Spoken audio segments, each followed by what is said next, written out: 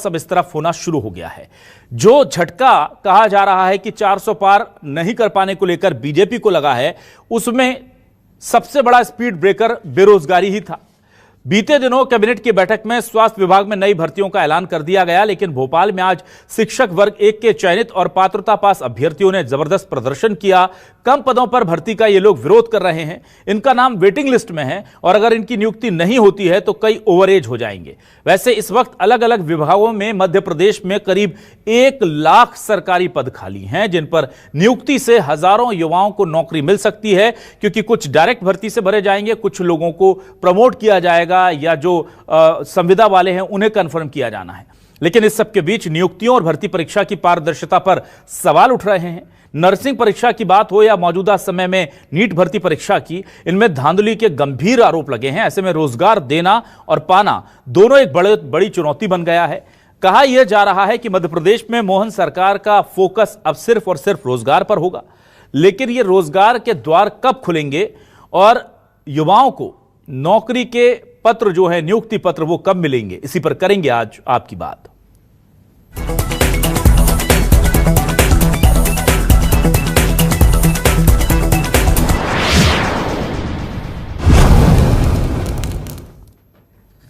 आइए सबसे पहले देखते हैं कि किस तरह से युवा और चयनित शिक्षक जो हैं वो आरोप लगा रहे हैं। सुनते हैं क्या कह रहे हैं वो। क्या है, 2 वर्ष होने के बावजूद हमने 2 चयन परीक्षा पास करी और 85 अंक लाने के बाद भी हमें वेटिंग में डाल दिया गया है।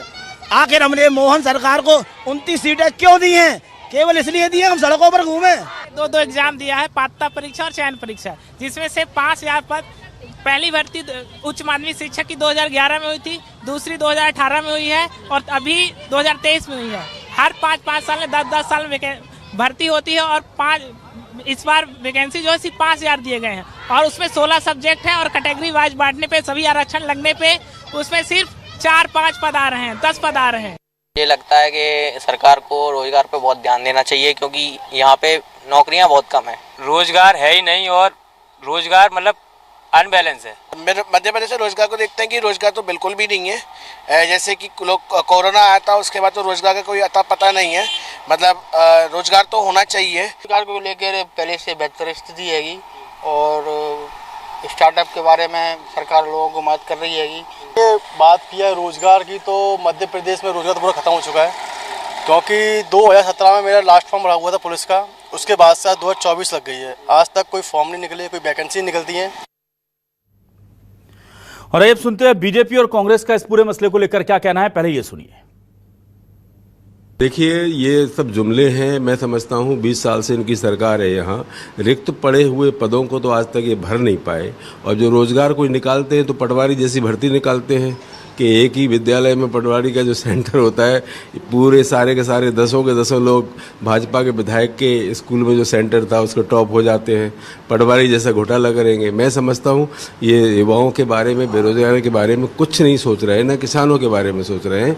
ये तो सिर्फ जुमलेबाजी करने पर लगे हैं, क्योंकि माननीय प्रधानमंत्री नरेंद्र मोदी जी के जो शिष्य जो ठहरे तो उनके पचल्लों पर चल रहे हैं कि ये तो एक हमारा जुमला था, ऐसा बोलने के लिए हो जाए।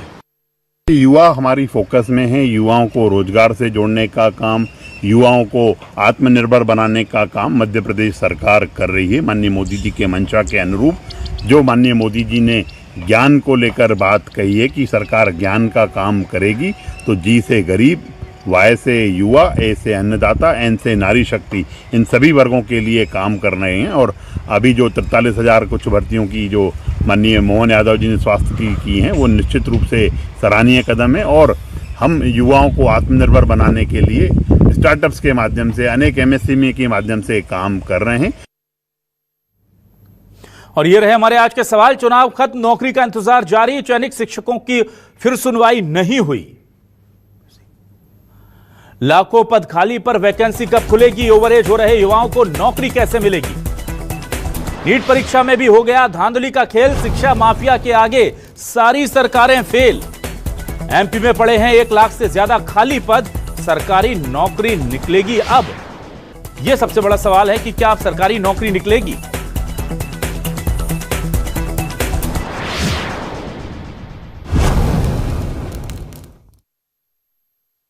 यहां पर इन सवालों के साथ जाहिर सी बात है ये सबसे बड़े सवाल हैं, क्योंकि सरकार नौकरी कब निकालने जा रही है। 1 लाख पद तो सिर्फ रिक्त पद हैं जो खाली पड़े हुए हैं।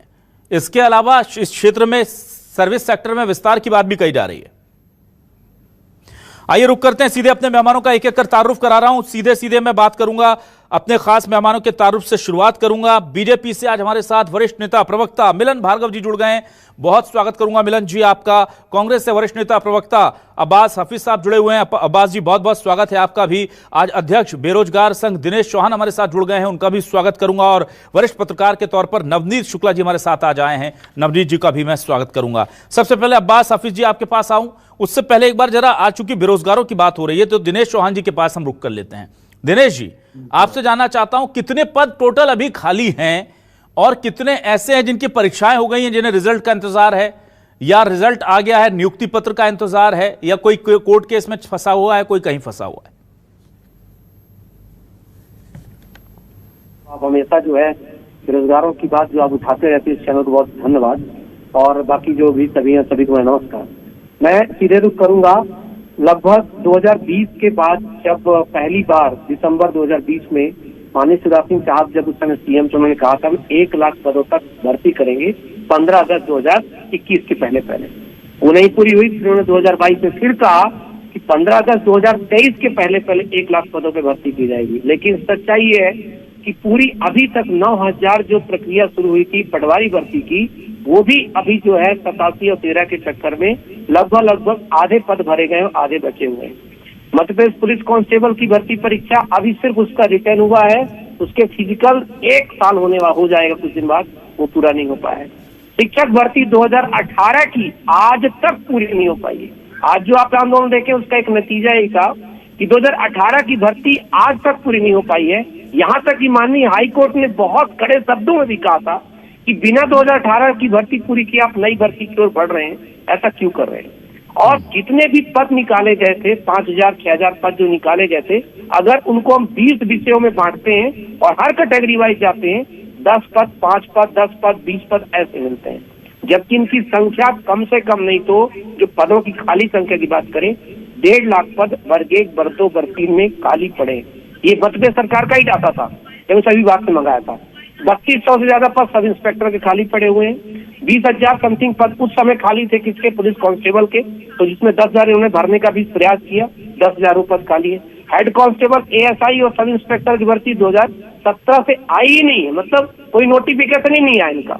पीएससी के 2019 की भर्ती अब आज तक पूरी नहीं हो पाई है। एकमात्र रिजल्ट आया है 2021 का, पूरा रिजल्ट अभी 1 हफ्ते पहले जारी हुआ है, आपके चैनल के माध्यम से उसके बारे में प्रसारण किया गया था। तो अब तक अगर पूरी मैं रिकॉर्ड आपको बताऊं तो मात्र 2 भर्ती जिन पर इन्होंने पिछले 5 से 6 साल में कंप्लीट कर पाए। एक पुलिस कांस्टेबल 2020 की भर्ती 7000 पदों पे उन्होंने शामिल हो पाए, और अभी पटवारी भर्ती जो कि 9000 पदों पे निकली थी, जिसमें उन्होंने 6000 संख्या पदों में भर्ती करवा पाए। और शिक्षक भर्ती आज भी 2018 की अधूरी है, और इसीलिए बच्चे लगातार आज आंदोलन कर रहे थे कि शिक्षक भर्ती में पदोन्नति कर दीजिए। जो आप खुद कह रहे हैं, लोकसभा में खुद एक जवाब में कहा था मध्य प्रदेश में कि कितने पदों की खाली संख्या वहां पर उपस्थित है, और विधानसभा में तुमने बोला था 1.5 लाख पद जो है खाली है। लेकिन जब वो गए वहां पर मांग करने के लिए, तुमने लाठी डंडे से भगा दिया गया, 10-15 बच्चों को हिरासत में लिया गया है। तो मेरा यहाँ पर बीजेपी से भी है, कांग्रेस से, मेरा सभी से आग्रह निवेदन है कि युवा जब कोई बात कहने आता है तो एक तो प्रॉपर एक रिस्पांस उसको नहीं मिलता, पीआरओ कोई अच्छे से बैठता नहीं, पब्लिक जो एक रिलेशन बना के बैठे कि हाँ ऐसा हम करेंगे, कोई भी ऑफिसर इनको सही तरीके नहीं देता। तो तमाम अगर देखा जाए तो कोई भी अभी तक 50,000 पद भी कंप्लीट नहीं हुए। अभी परसों की बात है, कैबिनेट बैठी थी, एक और बात बोल दूं, 46,000 पदों के बोला गया भर्ती आएगी। मैं बच्चों को बताया, सभी कैंडिडेट्स को, अपने साथियों की, यार अब 46,000 भर्ती आएगी। आज पता चला उसमें से 70% तो संविदा में भरे जाने हैं।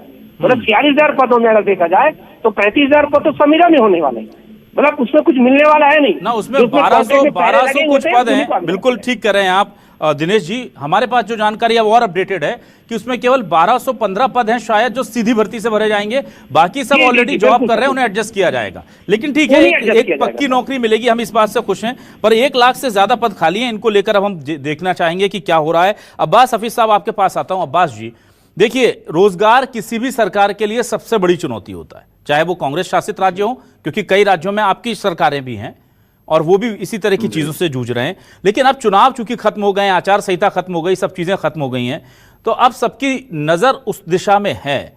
क्या आपको लगता है कि पहला जो 46,000 नौकरी स्वास्थ्य विभाग की बात कही गई है, अब ये सिलसिला चल पड़ा है? सबसे बड़ी बात यह है कि ये सब सिर्फ और सिर्फ बोलने की बातें होती हैं। आपको याद होगा चुनाव से पहले शिवराज जी ने सर्टिफिकेट्स बांटे थे, तब भी कहा गया था इतने हजार भरेंगे, कुछ लोगों को दे दिया सर्टिफिकेट या ज्वाइनिंग लेटर, और उसके बाद फिर वो सब ठंडे बस्ते में चला गया।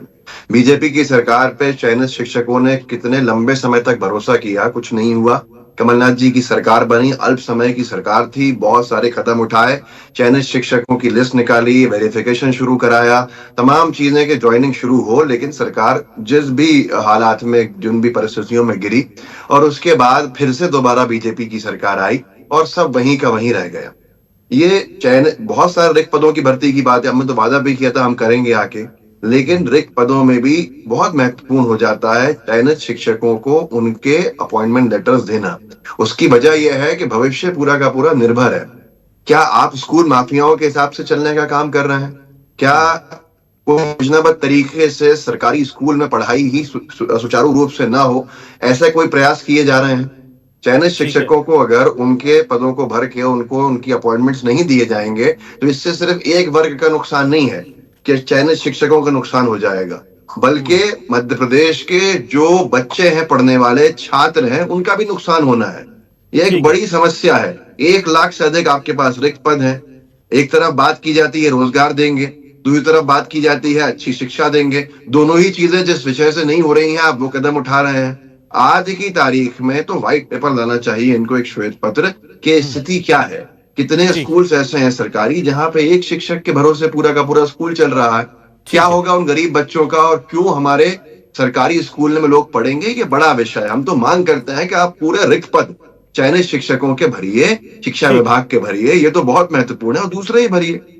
ठीक है, मैं आ जाता हूं जल्दी से अब मिलन भार्गव जी आपके पास। मिलन जी, अब शुरुआत हुई है, जब हमने भी सुना कि 46 या 43,000 वैकेंसीज निकली तो हमें अच्छा लगा कि ठीक है, जैसे ही आचार संहिता खत्म हुई एक अच्छी खबर आई।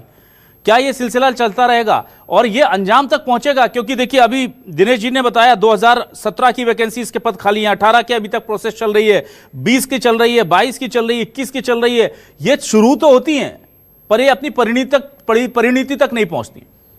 अखबारों के विज्ञापन में तो आ जाता है कि वैकेंसी निकल गई, लेकिन किसी के घर नियुक्ति पत्र नहीं पहुंच पा रहा है। देखिए अभिलाष जी, जो कहा है वो किया है, और वही इस लोकतंत्र में, इस जमहूरियत में जनमत और जनादेश ने अपना आशीर्वाद देकर स्पष्ट कर दिया है। इस लोकतंत्र में सबसे बड़ा मोहर यदि कोई है तो वो जनादेश है, और जनादेश ने स्पष्ट किया है बार बार कि मध्य प्रदेश की जनता के साथ जो भारतीय जनता पार्टी की सरकार ने वादे किए, उन वादों को पूरा करने की तरफ दृढ़ता के साथ, संकल्प के साथ सरकार आगे बढ़ रही है। डॉक्टर मोहन यादव जी की सरकार ने, देखिए आप जैसे ही डॉक्टर मोहन यादव जी आते हैं, 7 लाख युवाओं को 5,000 करोड़ का ऋण देके वो स्वरोजगार स्थापित करते हैं। तो आप सोचिए कितने लोगों को रोजगार मिलेगा। वो आते हैं तो 11,000 सीधे नियुक्ति पत्र देते हैं युवाओं को, सीधा रोजगार मिला। अब यदि कल 47,000 के आसपास भर्ती निकलने की बात आई तो पेट में कांग्रेस को दर्द हो रहा है। कांग्रेस घबरा गई है, क्योंकि बेरोजगारी ऐसा मुद्दा बनाने की तरफ जो षड्यंत्र प्रपंच कर रही है, ये मुद्दा बना नहीं पा रहे हैं। क्योंकि रोजगार का सृजन करना, रोजगार देना, जिस संकल्प के साथ सरकार आगे बढ़ रही है, उससे कोसों हकीकत से दूर कांग्रेस पार्टी बात करती है। और जो न चयनित होने वाले लोग हैं या जो असफल रह जाते हैं हमारे युवा साथी, उनको बरगलाने का काम करती है, भ्रमित करने का काम करती है। तमाम तरह के षड्यंत्र जो हैं कांग्रेस पार्टी के विफल हो गए हैं, इसलिए ये घर बैठे हुए, घर बैठ के तो राजनीति कर रहे हैं। अभी आप देखिए बड़ी बड़ी बातें कर रहे थे अब्बास भाई, इनके यूथ कांग्रेस के प्रदेश अध्यक्ष अभी आंदोलन करते हैं, महे 50 लोगों को लेकर आते हैं। तो ये बताता है कि इनकी विश्वसनीयता, इनकी स्वीकार्यता कितनी है। और रही बात देखिए भारतीय जनता पार्टी की सरकार, मुद्रा लोन देकर भी लोगों को स्वरोजगार स्थापित करा रही है, जिसमें हम नहीं कर रहे। ये आंकड़े बता रहे हैं मध्य प्रदेश और देश की सरकार के कि पिछले 7 वर्षों में 6 करोड़ ईपीएफओ के अकाउंट खुले हैं और वो अकाउंट कोई हमने तो नहीं खोल दिए। यदि उसमें राशि आएगी तो अकाउंट खुलेगा, मतलब लोगों को रोजगार मिले। अब जो असफल युवा है, हमारे साथी, हमारे भाई हैं, उनको बरगलार कर ये अपनी राजनीतिक रोटियां सेक रहे हैं, जिसमें ये कभी सफल नहीं होंगे, क्योंकि मध्य प्रदेश की जनता और देश की जनता बहुत जागरूक है। ठीक है, नवनीत जी आपके पास आता हूं। नवनीत जी देखिए, एक तरफ तो रोजगार बहुत बड़ा चिंता का विषय था ही। बीजेपी को मध्य प्रदेश में 29 से 29 सीटें मिल गई हैं, विधानसभा चुनाव में भी शानदार परफॉर्मेंस रहा, लेकिन यह कहा जा रहा है कि देश का मिजाज, जो बीजेपी 400 पार के नारे को कामयाब नहीं कर पाई, उसमें महंगाई और बेरोजगारी बहुत बड़ा मुद्दा रहा है। तो ये सारा प्रेशर, चाहे वो अच्छी परफॉर्मेंस का, अब जन वादे पूरे करने का हो, या फिर बेरोजगारी पर ज्यादा फोकस करने का, ये मध्य प्रदेश के युवाओं की उम्मीद को पूरा कर पाएगा कि आने वाले वक्त में? या आपको लगता है कि थोड़ी बहुत वैकेंसी निकलेंगी और फिर वही नतीजा ढाक के 3 पात होगा? देखिए, इसमें सबसे बड़ी बात ये हो रही है कि जो संविदा नियुक्ति और जो आउटसोर्सिंग का काम विभागों ने चालू किया है, उसके कारण स्थायी नौकरियों की भारी कमी हो गई है। अब मैं केवल अभी हाल जो भाजपा के प्रवक्ता जी ने भी कहा कि जो है बहुत सारे रोजगार है, सवाल उठता है कि क्या संविदा नियुक्ति पर आप किसी के परिवार को स्टेबल कर सकते हो क्या? 15-15 साल जिन लोगों को, इंदौर नगर निगम का उदाहरण है कि उन्होंने कोर्ट की लड़ाई लड़ी और उनको संविदा नियुक्ति के बाद में उनको जो है स्थायी करने के आदेश हो गए, वो भी आज तक नहीं हुए। अब बहुत सारे लोगों की उम्र खत्म हो रही है। अब उनके पास वो सबसे बड़ा संकट ये खड़ा हो गया है कि जो वेतन उनको संविदा में मिला करता था, वो सारी सुविधाएं उनके पास से अब धीरे धीरे खत्म हो जाएगी।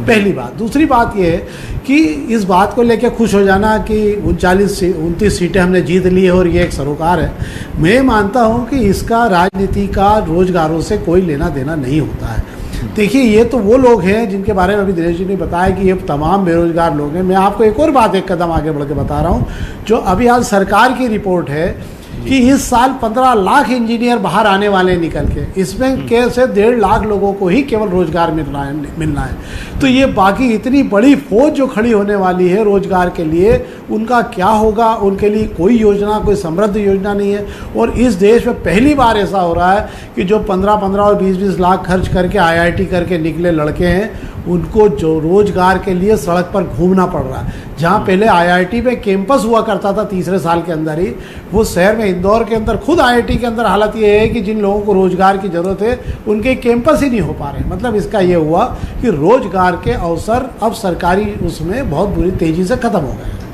ठीक है, मैं वापस आ जाता हूं दिनेश चौहान जी। एक समस्या तो यह है कि सरकारी विभागों में नियुक्तियां निकल नहीं रही हैं, चाहे राष्ट्रीय स्तर पर हो या प्रादेशिक स्तर पर, क्योंकि आप ये कहा है कि स्वरोजगार की तरफ प्रेरित कर दिया है। एक दूसरी नई समस्या जो बहुत तेजी से खड़ी हुई है, वो है फर्जीवाड़े की, जो विभिन्न बड़ी प्रायोगिक परीक्षाएं जो हैं, व्यावसायिक परीक्षाएं जो हैं, उनमें दिख रही है। चाहे वो नर्सिंग हो, चाहे वो नीट जैसे मामले हो, जो कहने को पढ़ाई है पर वो सीधे रोजगार से जुड़ जाते हैं आगे जाके। ये कितना बड़ा चैलेंज है युवाओं के सामने, क्योंकि भविष्य उनका समझ नहीं आ रहा। पहले परीक्षा दे रहे हैं, परीक्षा का रिजल्ट आएगा तब तक कोई कोर्ट से स्टे ना आ जाए, और वो चल के आगे बढ़े तो रिजर्वेशन का या दूसरा मुद्दा ना फंस जाए, वहां से निकले तो सरकार ना बदल जाए। 50 इफ एंड बट हो जाते हैं नौकरी से पहले। उसकी देखिए साहब, उसकी सबसे बड़ी वजह है सरकार में जो बैठे हुए लोग हैं वो संवेदनशील नहीं है। अभिमिलन जी ने बहुत अच्छी बात बोली, लेकिन वो ऐसी बात बोले जैसा लगता है बीजेपी को एकदम बिल्कुल प्रोटेक्ट करने चाह रहे हो या तो सरकार को प्रोटेक्ट करने के लिए बैठे हैं, जबकि खुद एक युवा है। उन्होंने बोला कि 50 नौकरी आ जाती है। कांग्रेस में चाहे कोई भी हो, विपक्ष में होगा वो, चाहे छात्रों का सहयोग करेगा ही करेगा।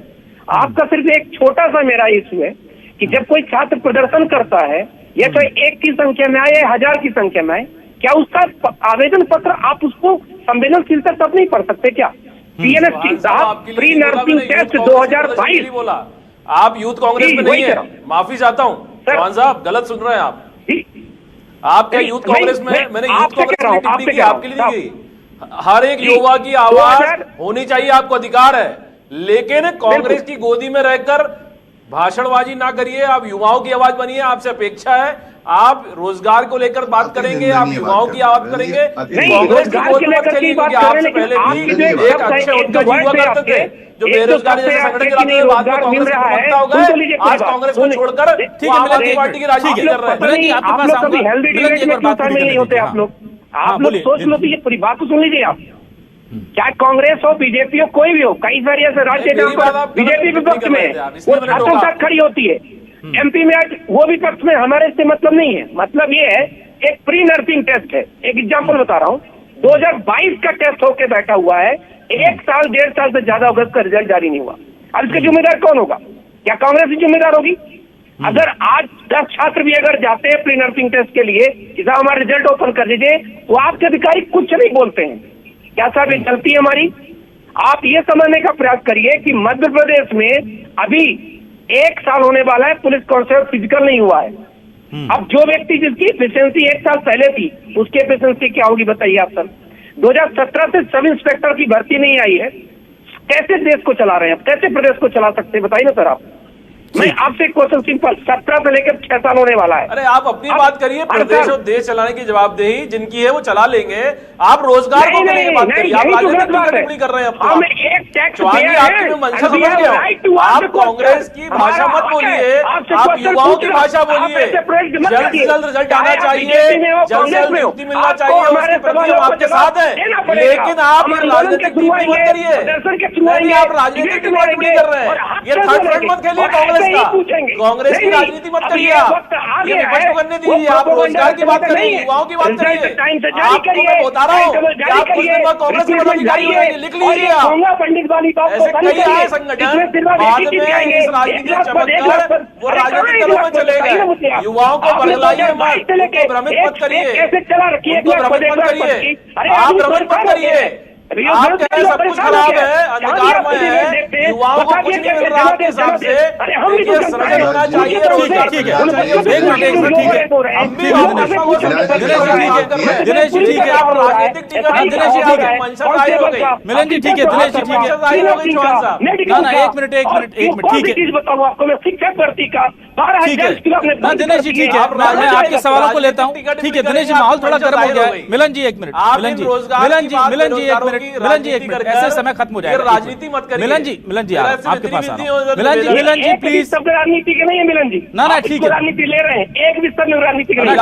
भाषा से आप समझ गए होंगे। मिलन जी दिनेश जी एक मिनट, आप लोग मैं अब्बास जी के पास आ रहा हूँ, माफी के साथ अब्बास जी के पास आ रहा हूँ, फिर आप लोगों के पास आऊंगा। अब्बास जी राजनीति मत करिए, युवाओं की अब्बास जी, मिलन जी एक मिनट, मिलन जी अब्बास जी मुझे ये बताइए, देखिए अब बेरोजगार जो हैं अगर आपके साथ जाते हैं तो लगता है कि पॉलिटिकल इसमें तड़का लगता है, और आप लोग अकेले में अपनी तरफ से कोई बड़ा विरोध प्रदर्शन करते नहीं हैं। या तो फिर यह तरीका हो कि एक तरफ बेरोजगार आज प्रदर्शन करने आए थे, आप उनका सपोर्ट करना चाहते हैं तो सीधे बोलें कि भाई हम अगर जाएंगे तो ये प्रदर्शन पॉलिटिकल लगेगा, इसलिए आज ये प्रदर्शन कर रहे हैं, इसके एक दिन बाद हम प्रदर्शन करेंगे इनकी मांगों को समर्थन देने के। ये तो आप करते नहीं है। कांग्रेस का काम तो विपक्ष भी तो अपनी भूमिका पूरी नहीं निभा रहा ना अच्छे से। आप लोग क्यों नहीं प्रदर्शन करते? तो कोई काम भी नहीं है। अभिलाष जी, पिछले 1 साल में एक बार से अधिक कई बार लाठियां खाई हैं हम सबने खाई हैं जी। एक बार मुख्यमंत्री शिवराज सिंह चौहान जी घर के घेराव में खाई थी, विधानसभा घेराव में खाई थी, यूथ कांग्रेस के प्रदर्शन में खाई हैं, NSUI के प्रदर्शन में खाई हैं, सब जगह खाई हैं। वाटर कैनन का जिस तरह का बर्बरता का इस्तेमाल हमारे चेहरों के ऊपर पड़ी है, नेता प्रतिपक्ष जी के यहाँ लगी थी, सारी चीजें हैं, रिकॉर्ड के ऊपर है। हमने हमेशा चाहा कि पॉलिटिकल ना बने, विपक्ष की जिम्मेदारी होती है, चाहे बीजेपी हो चाहे कांग्रेस हो। जब कांग्रेस की सरकारों का दौर था, पूरे देश में सरकारें कांग्रेस की थी, विपक्ष की तौर के ऊपर बीजेपी को आंदोलन करने का ऐसे किसी वर्ग के हाथ पूरी अनुमति थी। दूसरी बात यह है, मिलन जी ने निरंतर उनको टोका, निरंतर उनको रोका। अरे बात सुन तो लीजिए, आपके समय पे कोई आपको नहीं रोकता है, कोई टोकता नहीं है। आप अगर वो अपने अधिकार की मांग करेंगे तो राजनीतिक विषय बन जाएगा। आप वादा करेंगे नौकरी देने का, और नौकरी के वादे से डायरेक्ट भर्ती से आप संविदा पे आ जाएंगे, ऐसे ही आप रोजगार से स्वरोजगार पे आ जाएंगे। जिम्मेदारी जवाबदेही का कोई कॉलम ही नहीं छोड़ते हैं ये लोग। आज अगर 1 लाख रिक्त पद हैं तो उन्हें भरने में क्या आपत्ति है? और अगर अधिकार की बात कोई और कर रहा है तो उसकी आवाज मिलन जी से जवाब ले लेते हैं। मिलन जी, एजेंडा बना के क्योंकि आप बहुत देर ले चुके हैं, थोड़ा सा संक्षेप में मैं आपसे जानना चाहूंगा। पॉइंट ये है मिलन जी कि बहुत सारी वैकेंसीज खाली हैं, और दिनेश जी देखिए बिंदु तो बहुत काम के उठा रहे हैं। वो साफ कह रहे हैं कि 1 साल पहले रिटर्न हो गया कांस्टेबल भर्ती परीक्षा का, नहीं दे सकते तो 1 साल बाद तक अभी तक उनका फिजिकल नहीं हो रहा है। 2017 के रिजल्ट अभी तक कुछ के नहीं आए हैं, अगर पटवारियों की बात करें तो 9,000 वैकेंसी निकाली थी, अभी तक सिर्फ 6,000 की भर्ती हो पाई है। तो ये कुछ जगह तो गड़बड़ियां हैं, नर्सिंग का रिजल्ट नहीं आ रहा है, नर्सिंग के लोग परेशान हो रहे हैं। तो क्यों ये चीजें तो है ना, इनको तो आपको एड्रेस करना पड़ेगा। देखिए अभिलाष जी, स्पष्ट है, देखिए शीघ्र ही नियुक्ति होनी चाहिए, रिजल्ट आने चाहिए। सरकार भी प्रतिबद्धता के साथ, तत्परता के साथ काम कर रही है। लेकिन मैं जो षड्यंत्र कांग्रेस पार्टी का उजागर करना चाह रहा हूं वो थर्ड फ्रंट खेलकर जिस प्रकार से युवाओं को बदलाने का काम कर रहे हैं, हर परीक्षा में गड़बड़ी का आरोप लगाकर वो कोर्ट में जाकर उसको लटकाने का काम कर रहे हैं, षड्यंत्र पूर्वक कर रहे हैं। अरे बीच में बोलने की अभी एक बात कर रहे थे, आप जीतू पटवारी जी को पहले अपने अपने अध्यक्ष को बूथ से जिताना चालू करिए, वार्ड से जिताइए। अब्बास जी प्लीज मिलन जी को, अब्बास जी आप बोल रहे थे मिलन जी सोने जाने का काम कर रहे हैं।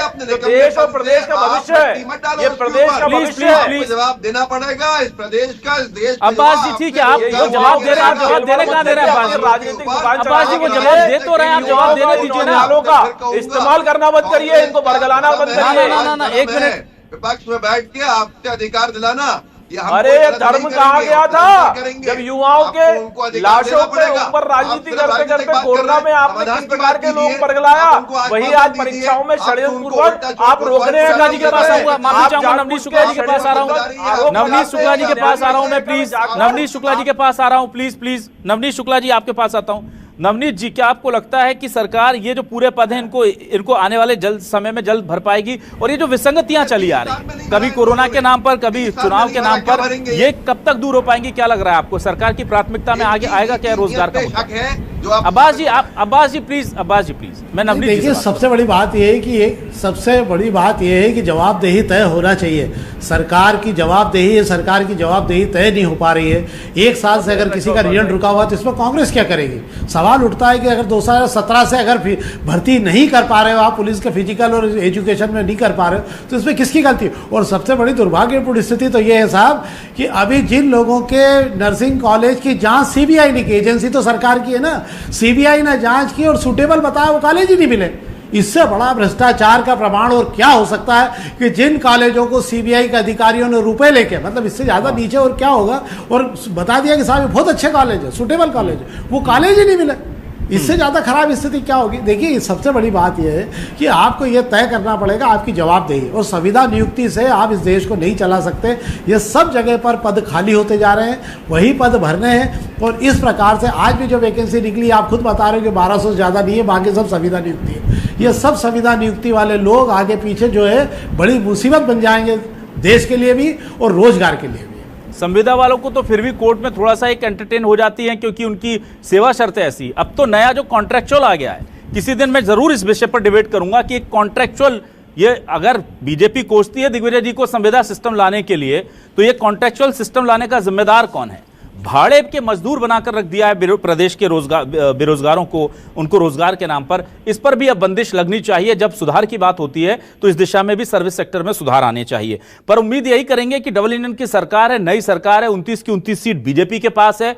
अब 1 लाख पद अगर खाली रहेंगे तो विपक्ष भी आवाज उठाए, बेरोजगार भी आवाज उठाएं। हम भी सरकार से दरख्वास्त करेंगे, विनती करेंगे कि जल्द से जल्द इस दिशा में देखा जाए। और ये जो पद बहुत दिनों से भरे जाने हैं, किसी का रिजल्ट रुका है, किसी का फिजिकल रुका है, इस पर अब हम कोशिश करेंगे कि मिलन जी के जरिए सरकार के संज्ञान में मामला आए और जल्द से जल्द इस पर कार्रवाई हो। बहुत शुक्रिया नवनीत शुक्ला जी, दिनेश चौहान जी, अब्बास हाफिज जी और मिलन भार्गव जी हमारे साथ जुड़ने के लिए, इस डिबेट का हिस्सा बनने के लिए। सभी मेहमानों का शुक्रिया, दर्शकों का भी शुक्रिया। नमस्कार।